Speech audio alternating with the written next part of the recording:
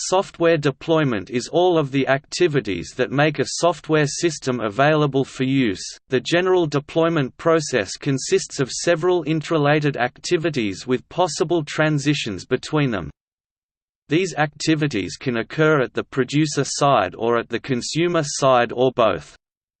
Because every software system is unique, the precise processes or procedures within each activity can hardly be defined. Therefore, deployment should be interpreted as a general process that has to be customized according to specific requirements or characteristics.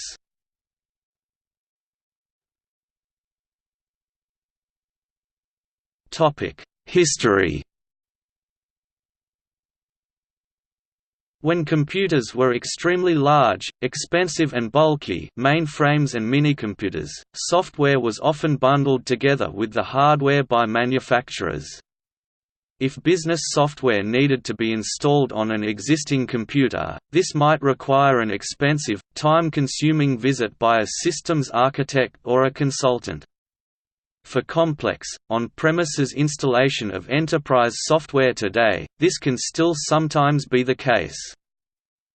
However, with the development of mass-market software for the new age of microcomputers in the 1980s came new forms of software distribution, first cartridges, then cassette tapes, then floppy disks, then in the 1990s and later optical media, the Internet and flash drives.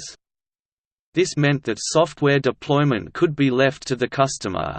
However, it was also increasingly recognized over time that configurability of the software by the customer was important, and that this should ideally have a user-friendly interface rather than, for example, requiring the customer to edit registry entries on Windows.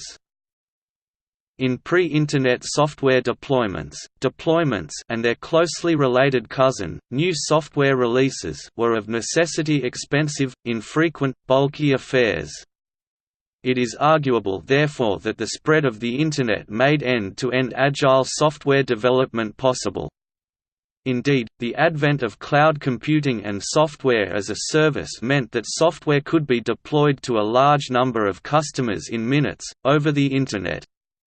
This also meant that typically, deployment schedules were now determined by the software supplier, not by the customers. Such flexibility led to the rise of continuous delivery as a viable option, especially for less risky web applications.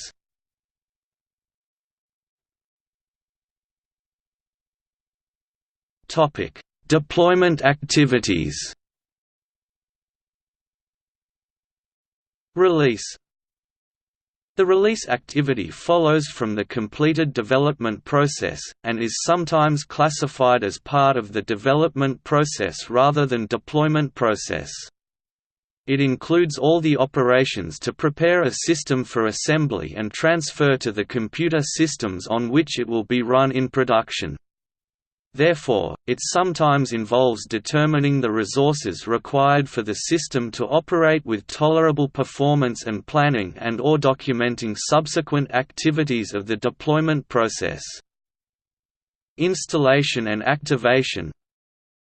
For simple systems, installation involves establishing some form of command, shortcut, script or service for executing the software manually or automatically. For complex systems it may involve configuration of the system, possibly by asking the end-user questions about its intended use, or directly asking them how they would like it to be configured, and/or making all the required subsystems ready to use. Activation is the activity of starting up the executable component of software for the first time, not to be confused with the common use of the term activation concerning a software license, which is a function of digital rights management systems. In larger software deployments on servers, the main copy of the software to be used by users, production, might be installed on a production server in a production environment. Other versions of the deployed software may be installed in a test environment, development environment and disaster recovery environment. In complex continuous delivery environments and/or software-as-a-service systems, differently configured versions of the system might even exist simultaneously in the production environment for different internal or external customers. This is known as a multi-tenant architecture, or even be gradually rolled out in parallel to different groups of customers, with the possibility of cancelling one or more of the parallel deployments. For example, Twitter is known to use the latter approach for A/B testing of new features and user interface changes. A hidden live group can also be created within a production environment, consisting of servers that are not yet connected to the production load balancer, for the purposes of blue-green deployment. Deactivation. Deactivation is the inverse of activation, and refers to shutting down any already executing components of a system. Deactivation is often required to perform other deployment activities, e.g., a software system may need to be deactivated before an update can be performed. The practice of removing infrequently used or obsolete systems from service is often referred to as application retirement or application decommissioning. Uninstallation. Uninstallation is the inverse of installation.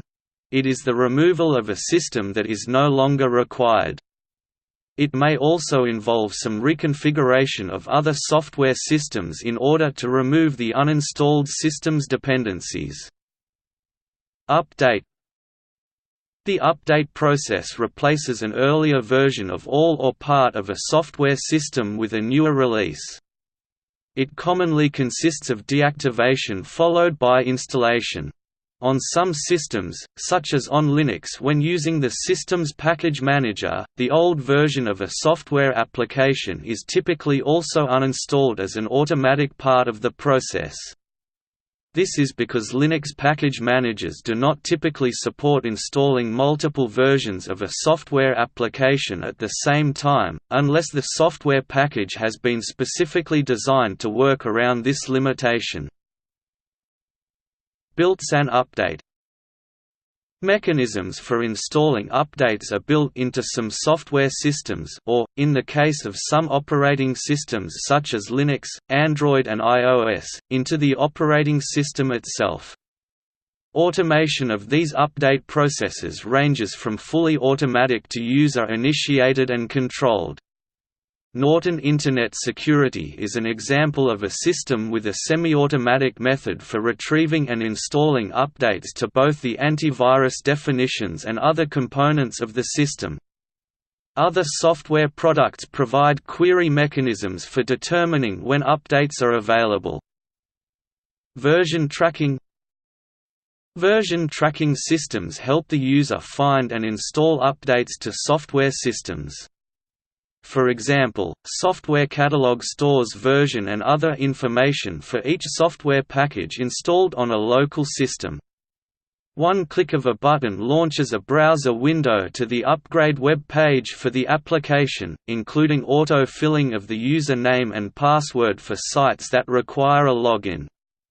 On Linux, Android and iOS this process is even easier because a standardized process for version tracking for software packages installed in the officially supported way is built into the operating system, so no separate login, download and execute steps are required, so the process can be configured to be fully automated. Some third-party software also supports automated version tracking and upgrading for certain Windows software packages. Adaptation. The adaptation activity is also a process to modify a software system that has been previously installed. It differs from updating in that adaptations are initiated by local events such as changing the environment of customer site, while updating is a consequence of a new release being made available. Adaptation may require specialist technical skills such as computer programming, in certain complex cases.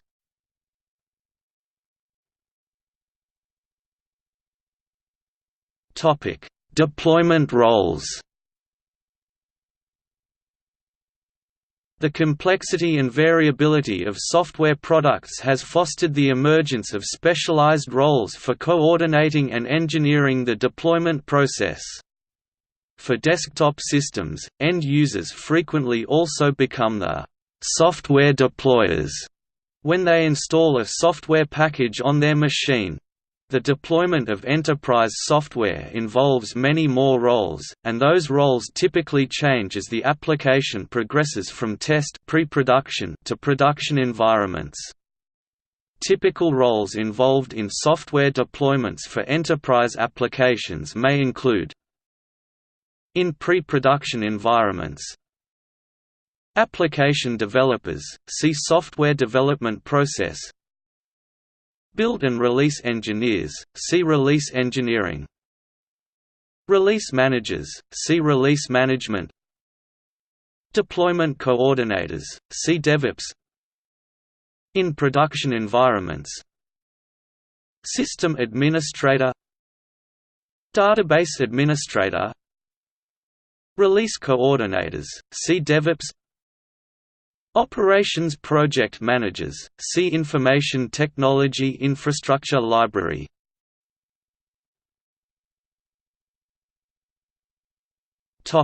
See also: